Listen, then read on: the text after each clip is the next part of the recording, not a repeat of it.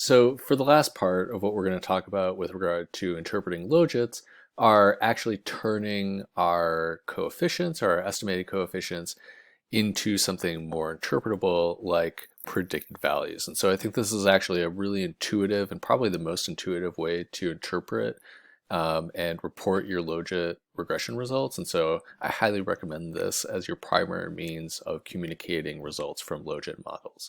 So this is really important.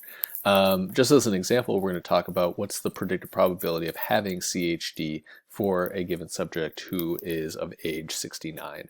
And the way we're going to set this up, right, is we know the formula for the predicted probability that y equals 1 given a certain value of x.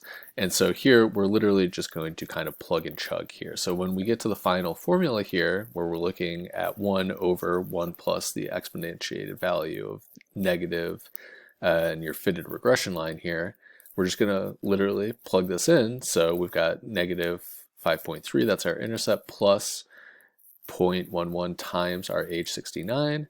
And that's going to give us actually a very relatively high probability of having CHD, right? And that kind of makes intuitive sense, right? So for an average individual of age 69, there's about a 91 or a 90% chance that that person is going to develop CHD.